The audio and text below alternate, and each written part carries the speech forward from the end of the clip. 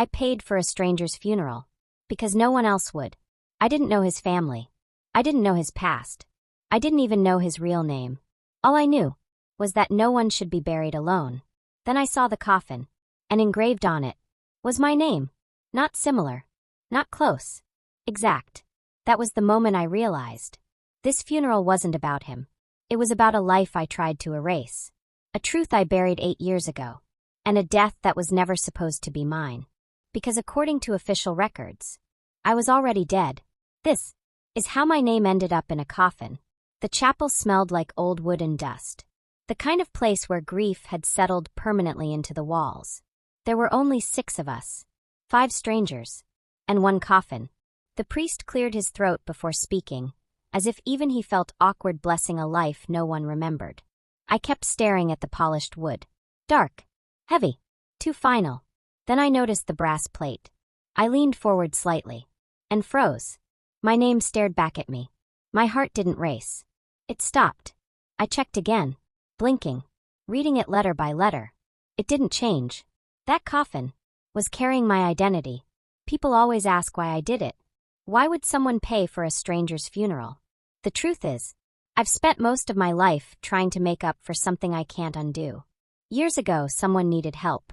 I looked away. They disappeared. And I never found out what happened to them. Since then, whenever I see someone abandoned, I step in.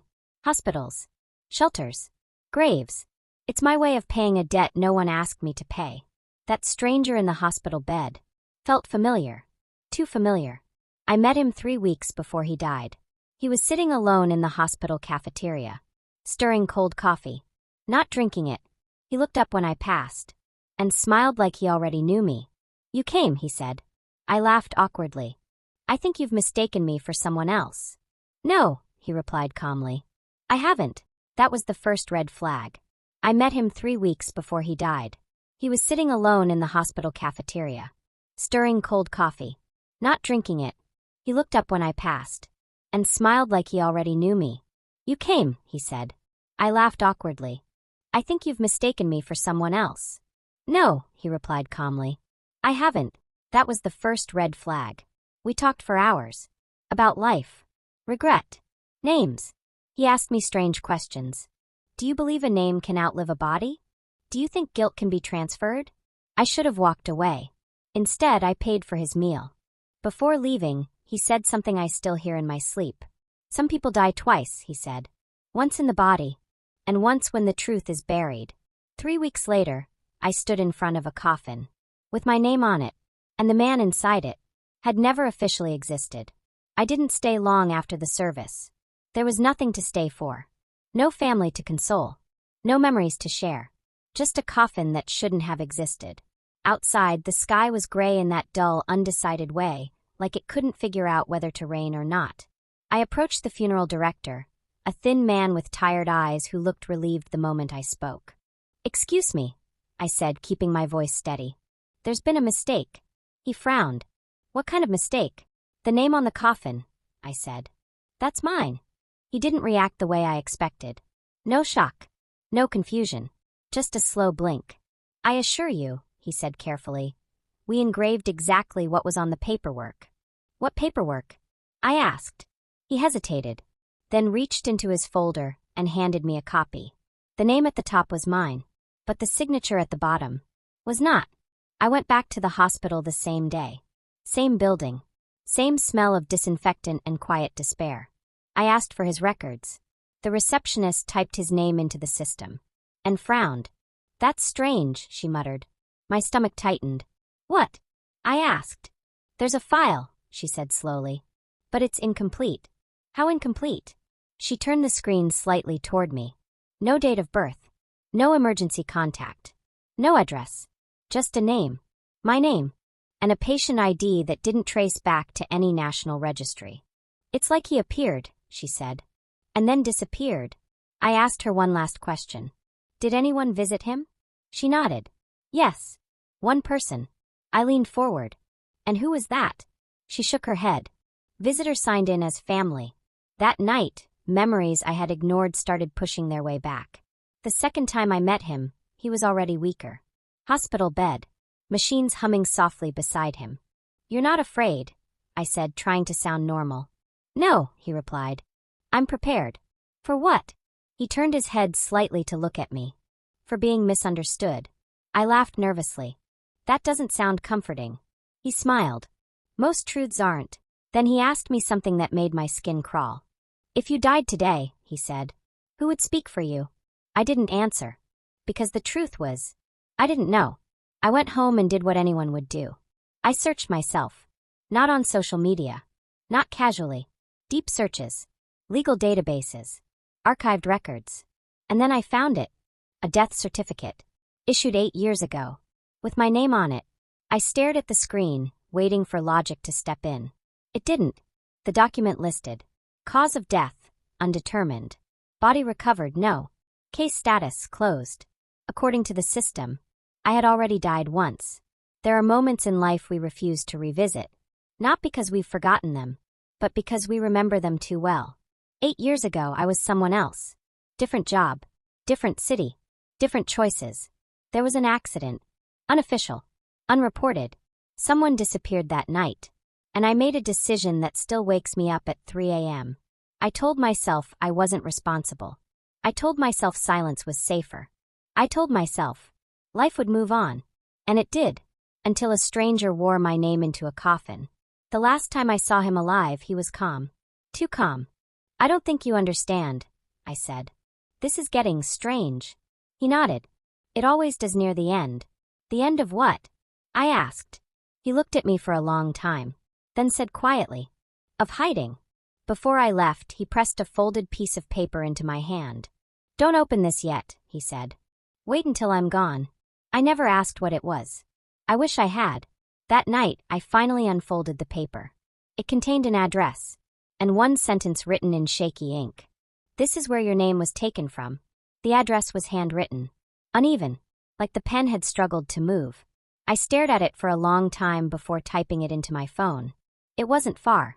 That disturbed me more than if it had been across the country. The building sat on a quiet street I'd driven past dozens of times without noticing. Old. Concrete. The kind of place designed to blend into the background. No sign. No business name. Just a single metal door with a keypad. I stood there longer than I should have. Then pressed the buzzer. A voice crackled through the intercom. Yes. I almost said the wrong thing. Almost said I don't know why I'm here. Instead, I said my name. There was a pause. Then a click. The door unlocked. Inside, the hallway was narrow and dimly lit. No decorations. No windows. At the end sat a woman behind a desk. Middle-aged. Calm. Eyes sharp enough to make me feel examined. She didn't ask why I was there. She simply said, "You're late. I think you've confused me with someone else," I replied.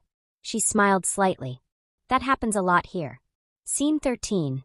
The file room, 72 to 78 minutes. She led me into a room filled with filing cabinets. Hundreds of them. Each drawer labeled with letters. Names. Dates.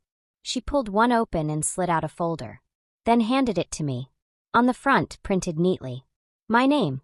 Inside were documents I had never seen. And details I had never shared. Medical notes. Witness statements. Timelines. Even photographs. One of them made my knees weak. It was from 8 years ago. From the night I'd tried to forget. I hadn't meant for anyone to get hurt. It was raining. Hard. The road slick with water and bad decisions. Someone stepped out too suddenly. I swerved. There was a sound I still hear in my dreams. Then silence. I panicked. I looked around. No witnesses. No sirens. I waited. Minutes passed. Then I drove away. I told myself someone else would stop. Someone braver. Someone better. But no one did. The case faded. The system filled in the blanks. And eventually, declared me dead. The woman watched my face carefully. You weren't supposed to disappear, she said. You were supposed to come forward. I didn't, I whispered. No, she agreed. So someone else did. My throat tightened. The man in the coffin, she continued. Volunteered. Volunteered for what? I asked. To carry your name. She explained it slowly. Some truths never surface on their own. They need pressure. Replacement. A mirror. The stranger had terminal weeks left. No family. No identity that would be missed. So he took mine, lived with it, died with it, and forced me to face it. Before I left, she said one final thing. He didn't do this to punish you. Then why? I asked. She met my eyes. He did it to give you a choice. As I reached my car, my phone buzzed. Unknown number. One message. You can still tell the truth, or let the dead keep speaking for you. I sat in my car for a long time after reading the message. The engine was off. The street was silent. And for the first time in years, I didn't feel chased. I felt cornered. Not by the police. Not by the past.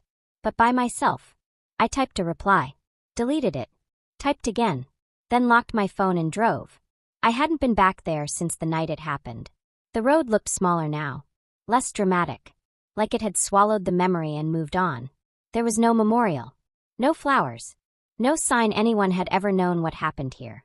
I parked by the shoulder and stepped out into the cold air. 8 years ago, I had stood in this exact spot. Heart racing. Hands shaking. Hoping time would erase everything. It hadn't. It had just waited. I wasn't alone. An older man stood a few meters away, holding a flashlight. He looked startled when he noticed me. I thought I was the only one who still came here, he said. My stomach dropped. You come here? I asked. He nodded. I saw it, he said quietly. That night. My mouth went dry. You didn't stop me, I said. I froze, he replied. And I hated myself for it. We stood there in silence. 2 people bound by the same moment. 2 people who chose fear. Only one of us had run. The police station smelled exactly the same as I remembered. Coffee. Paper. Time standing still. The officer behind the desk looked bored until I spoke. I'm here to report something, I said. About a case that was closed. He raised an eyebrow. Which case? I gave him my name. He typed. Paused. Then looked up. You're listed as deceased. I nodded. I know, I said. But I'm not supposed to be. I told them everything. No excuses. No softening the edges. The rain. The sound. The choice. They didn't interrupt. They didn't comfort me. They just listened.